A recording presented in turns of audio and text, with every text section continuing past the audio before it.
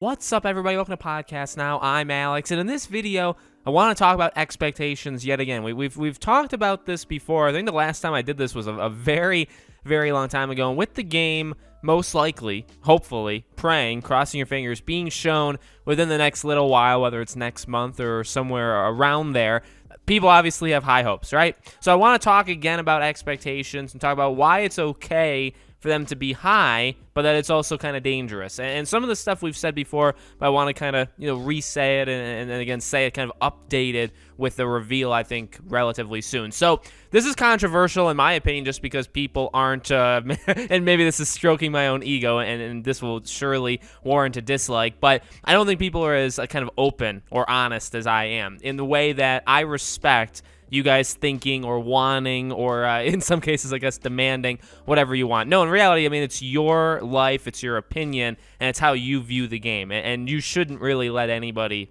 change that. It should be completely up to you. I will say this, though, right? It is up to you how you view this game or what you want out of this game or what you're hoping to see out of this game. And I think because of how special Harry Potter, the Wizarding World, is to all of us, that's most likely why our expectations for this game are so high. We've never, and I even said this to Troy, when I interviewed him.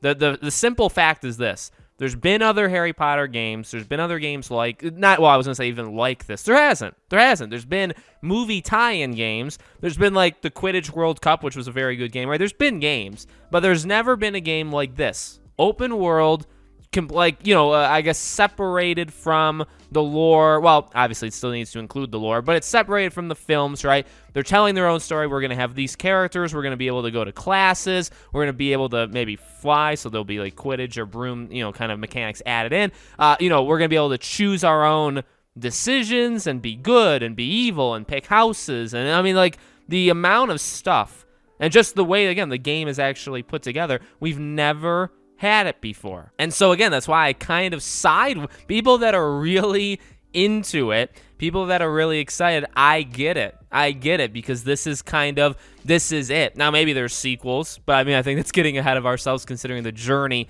we've all gone on, with this path. I do assume the goal, by the way, is to make more. I don't really think you'd put in all the time and effort to stop at one, but we've done all this to get to here. Obviously people want a lot from this game. So I just kind of want to say that because I think that specific part of the conversation, it gets skipped over by a lot of people. And now there's obviously that distinction. There's that line drawn in the sand where if you don't get what you want, right? So, and it sounds kind of kiddish when you say it like that, but no, in reality, you're expecting this or you want this, and then, all right, and I think it's fine. I think it's fine to want things. I think it's fine to expect stuff out of this game because, again, this is kind of like it, you know what I mean? So want as much as you want, and then we'll see what they give us, but that's kind of the next step, right? What do we actually receive back? What do they give us back? And that's where we have to be careful. And that's all I'm asking. Again, I'm not going to control you. I'm not going to tell you what to think or say. But I think, but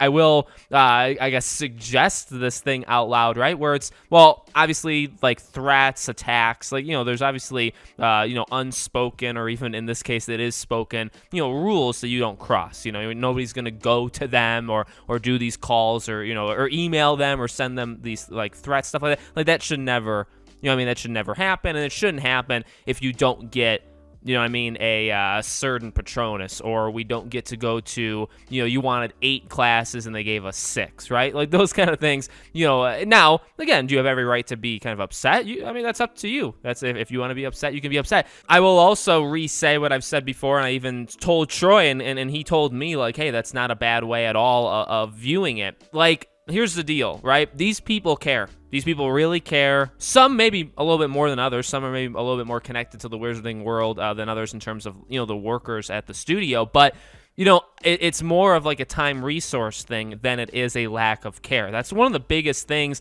I mean, I knew that because I had said that in videos for like years. But Troy, he had said that back to me, right? Where it's like, you can only do so much in a game. You only have so much time. You only have so much resources. You only have so many employees. You have this and that, right? And you can keep adding stuff, and you can keep listening to the fan, which is good. I mean, I like fan service, and I like developers listening to us. I think it's very important and kind of underappreciated or undervalued by a lot of people. But you can only do so much before you're making a game for 10, 15, 20 years because you're just never putting it out because you're trying to incorporate so much stuff. So there has to be a line where, they say, okay, we have to call it. We can't include this. We can't include that. So I guess the reasoning for the title, right, is this.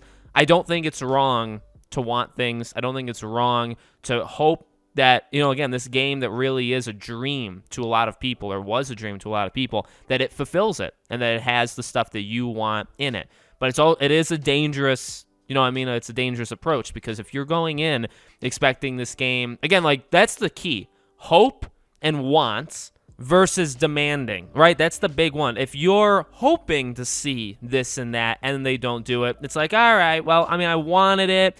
I was hoping for, again, those words, those key words, and that's fine. I think you're allowed to do that. But if you're demanding it and it needs to be in the game and then it's not, and then, stuff happens from there, that's going to be, that's going to be where the problems lie. So, it's something that I've tried to say here and there in videos. It's ones that I've made whole videos on even, right? Kind of just managing those expectations. But I just kind of want people to know that, right? And I want also people just to know kind of who I am and what this channel is. I don't mind difference of opinions. I don't mind you being a free thinker. So want whatever you want. Hope for whatever you want. But again, expectations or expecting things, right? That's where we get into a little bit of trouble. Not necessarily in terms of it's the worst thing in the world. It's just that you're setting yourself up. You could be, I guess, setting yourself up for disappointment. You could be disappointed in what we get. But I really do think, based off of what we've seen, yes, I know it's just one freaking trailer, but I do think they do care. I do think we're going to see that throughout the process of the next, half year or whenever up until it releases. Like, I think that's what I am, at least, if I was demanding anything, that would be what I demand. I would demand that they at least care and they've put in the time and effort, and some things are obviously there. But as long as there's passion and there's genuine heart, you can tell.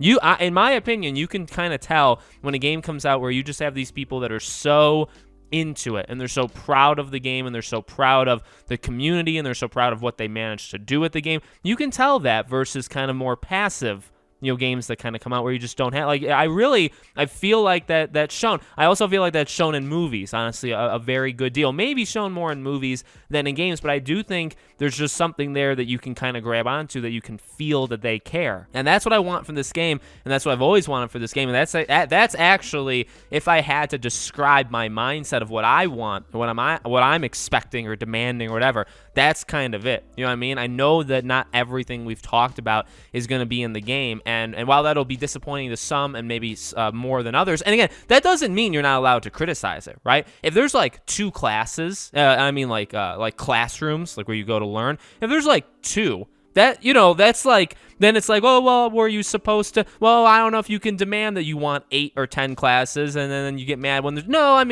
2 is kind of pathetic, right? So like and that's just an example. But there are things easily that you can come up with, right? Like demanding an array of spells, like a good amount of spells, and then getting like 6. You know what I mean? Like, it's like, all right, well, there's a difference between kind of like fantasy or like really far-reaching expectations, and then ones that seem pretty likely or that we kind of like need in a game, in a Hogwarts game or a Harry Potter game, right? Like a certain amount of spells or this or that. So I'm not saying like you're not allowed to demand anything or we're supposed to let them off the hook with everything. Oh, God, no. God, no way. There are obviously some things that needs to be done, but there is that kind of gray area that I think, obviously I've seen it in comments, and I think we're going to continue to see it as we all lead up into it. But you know what?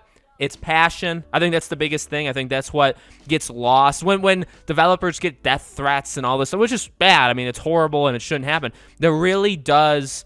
One of the worst things that does is, I think, send the message to some of the people that just can't critically think that all people are like that, and that these passion kind of writings, or, because you can reach out and you can talk to these people sometimes, right? Or you can at least just have your own opinion or have your own like feedback for them. Like, when they get these threats or when they get these attacks, and they say, oh, all gamers are like this, right?